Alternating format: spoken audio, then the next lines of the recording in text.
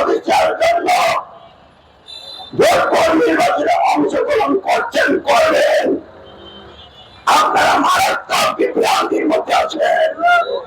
কারণ গণতন্ত্রের নির্বাচন করতে হলে যে সংবিধান এখন সমাজে হচ্ছে প্রতিষ্ঠিত আছে, এই সংবিধান মেনে ইলেকশন করতে হবে। এই সংবিধান বলছে জনগণ সকল ক্ষমতার মালিক করেন, নাউজুবিল্লাহ।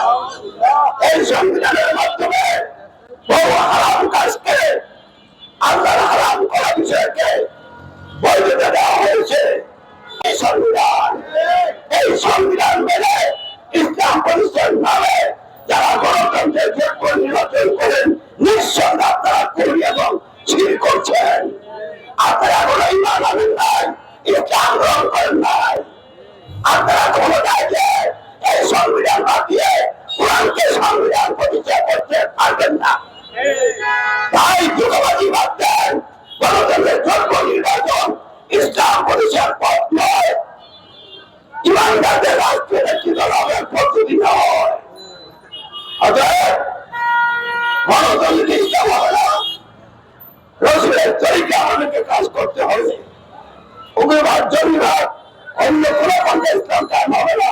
তাদের মাধ্যমে ইসলাম গ্রহণকারীদের সমাজ গঠন আন্দোলনই হচ্ছে ইসলাম প্রতিষ্ঠার একমাত্র পথ। এই পদ্ধতিতে আমরা ইসলামী সমাজ কাজ করে যাচ্ছি। আপনারা সকলে গণতন্ত্র ত্যাগ করেন, ইসলাম গ্রহণ করেন, গণতান্ত্রিক জাহিরি সমাজ ত্যাগ করে ইসলামী সমাজে সামিল হন।